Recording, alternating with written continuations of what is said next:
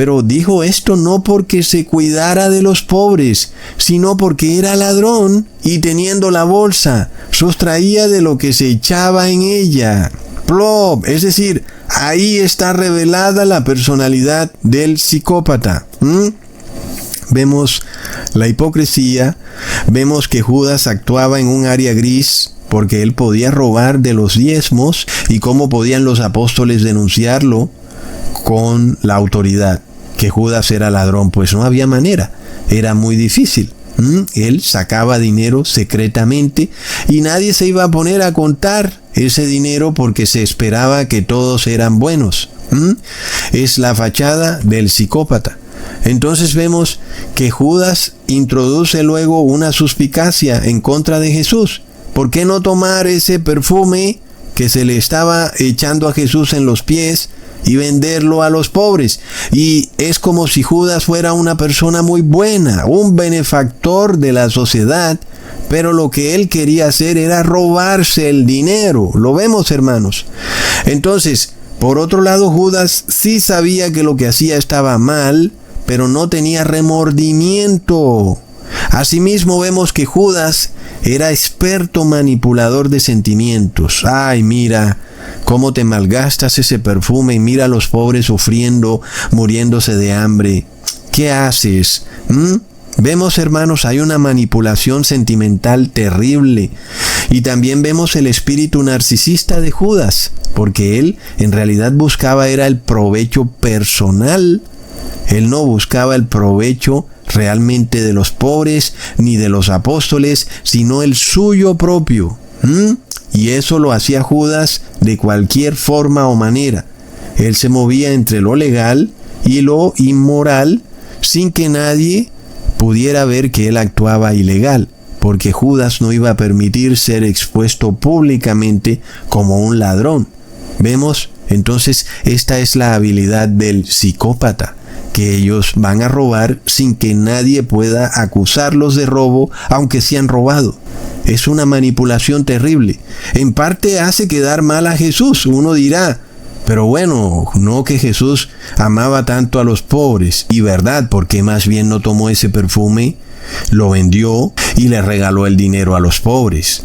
Entonces vemos que aquí hay otro punto clave. El psicópata no tiene misericordia. Y es que vemos que Jesús estaba a punto de morir.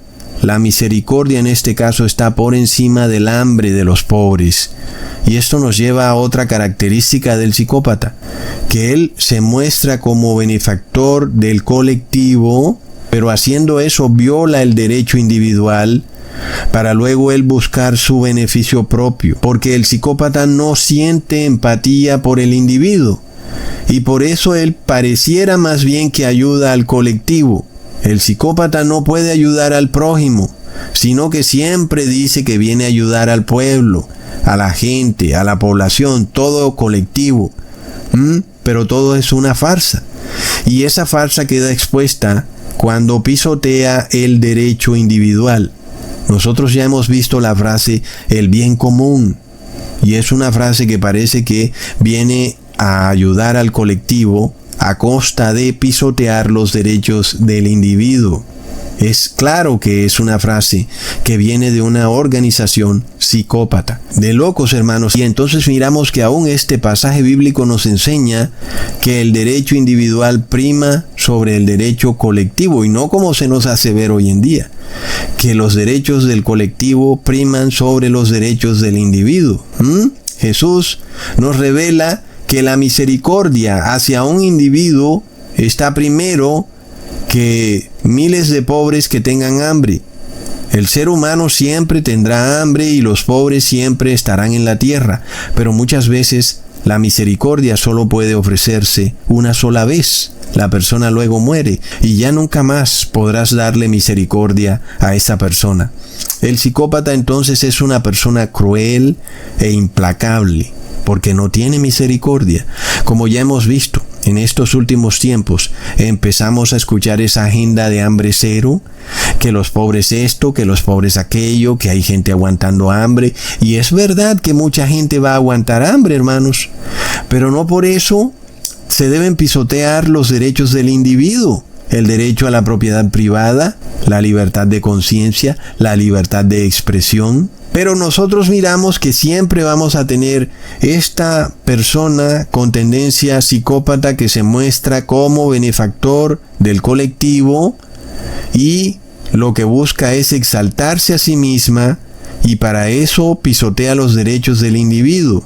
Y eso es lo que le da al psicópata como que una sensación de grandeza y de superioridad, porque está hundiendo al otro para él exaltarse.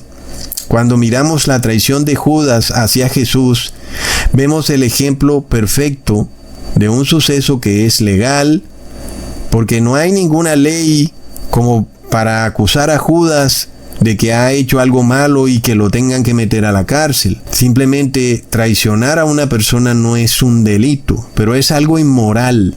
Entonces, ahí es donde está el psicópata, en esa área gris. Entonces, él puede actuar de forma legal, pero violando lo moral y lo que es ético. Porque para el psicópata no existe ni lo moral ni lo ético, sino solamente su objetivo, cualquiera que ese sea. Entonces vemos la importancia de la culpa y del arrepentimiento. Hermanos, cuando nuestro Padre Eterno nos enseña a arrepentirnos, es algo bello, porque nos enseña a reconocer nuestros errores. Como seres humanos finitos, necesitamos y debemos reconocer nuestros errores. Es lo que nos hace humanos. ¿Verdad, hermanos? Es decir, el ser humano que no reconoce sus errores, de poco en poco deja de ser humano. Porque eso es la esencia del ser humano, una persona que se equivoca y que puede enmendar el error. Ahora, enmendar el error no significa que lo vuelves y cometes, y vuelves y lo enmiendas, y vuelves y lo cometes. Enmendar el error es dejar de cometer el error, hermanos. Entonces miremos esto. Cuando nosotros vemos la doctrina del arrepentimiento en el cristianismo, si fuera realmente enseñada por los pastores y líderes religiosos, traería mucha paz a la sociedad. Pero vemos que ellos no enseñan eso. Ellos enseñan que tú puedes seguir pecando y que Dios te va a aceptar con tus pecados. Inclusive dicen que si Dios no me juzga, ¿por qué me juzgas tú? Y esto es lo que ellos enseñan.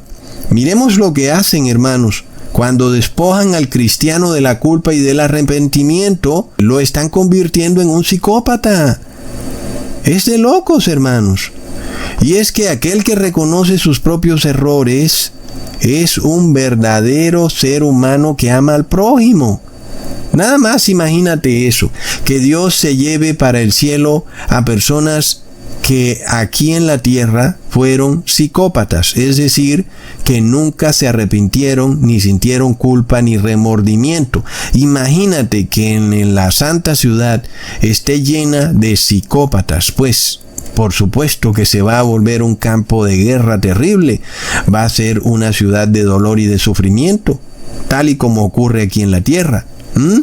Entonces Dios no se puede llevar para el cielo a psicópatas, a personas que aquí en la tierra no fueron capaces de arrepentirse, ni de sentir culpa ni remordimiento. Miremos a la Jerusalén terrenal en los tiempos de Jesús, y era una ciudad llena de psicópatas. La mayoría de personas no quisieron arrepentirse, a pesar de que Juan el Bautista los llamó a arrepentimiento y luego Jesús los llamó a arrepentimiento. Leamos en Mateo capítulo 4 versículo 17. Desde entonces comenzó Jesús a predicar y a decir: arrepentíos, porque el reino de los cielos se ha acercado. ¿Qué pasa, hermanos, cuando vemos que esos moradores de Jerusalén no querían arrepentirse? Pues no querían ser llamados a ir al reino de los cielos. Y por eso todos perecieron en esa ciudad cuando fue arrasada por el Imperio Romano. Entonces en este mundo se nos hace creer o ver que el hombre que no acepta sus errores es un hombre fuerte. El tipo no reconoce ni media. Es muy fuerte. La realidad es que estamos ante un ser débil e inseguro. Porque la persona que reconoce sus errores y pecados es la que da muestras de grandeza y magnanimidad. Es que miremos el caso de Pilato, hermanos. Él reconoce que Jesús era inocente. Y este señor le dice a los judíos, miren, Jesús es inocente, ¿qué hago? Y los judíos le dicen, cuélgalo en un madero. Y Pilato no es capaz de aceptar, no, pero un momento, eso es un error, estamos haciendo algo malo. No, es psicópata. Y también el pueblo judío actuó como psicópata. Es de locos. Miremos, hermanos, en Marcos capítulo 23, versículo 25 al 26. Ay de vosotros, escribas y fariseos hipócritas, porque limpiáis lo de fuera del vaso y del plato, pero por dentro estáis llenos de robo y de injusticia. Fariseo ciego, limpia primero lo de dentro del vaso y del plato, para que también lo de fuera sea limpio. Entonces vemos que Jesús nos describe a un psicópata que se presenta pulcro y bien vestido ante la sociedad y se presenta bajo apariencia de piedad, pero por dentro está lleno de robo y de inmundicia y de injusticia. Es una persona que no siente culpa ni remordimiento porque actúa hipócritamente, disimulada y sigilosamente. A pesar de que Jesús amorosamente los reprende para que entendieran que estaban cayendo en un perfil psicológico del que no podrían salir después, porque estaban callando la voz de su conciencia. Un buen día dejarían de ser seres humanos para convertirse en bestias que ya no tienen conciencia, como los animales, que no tienen una conciencia que les avisa que han actuado mal.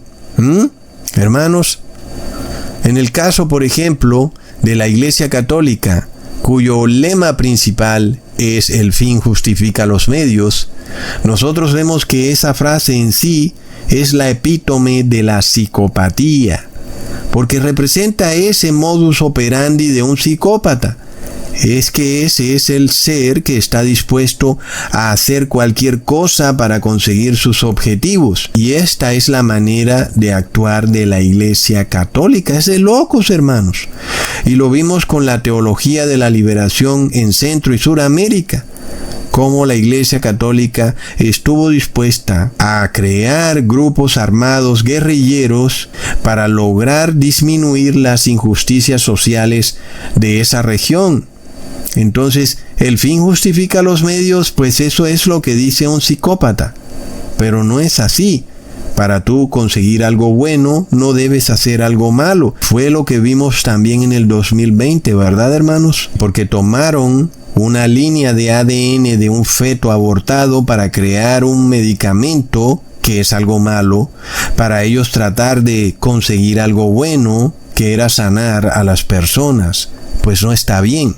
Ya vemos cuáles han sido los resultados de eso.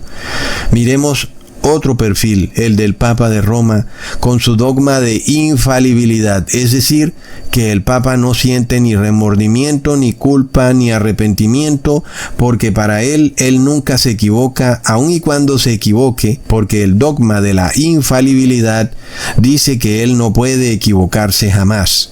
Es de locos, hermanos. Entonces, ¿qué nos dice eso del Papa de Roma? Pues que es un psicópata, porque él se declara como un ser libre de toda culpa, cuando él también es un ser humano, a menos que no lo sea. Ustedes ya saben cómo está eso.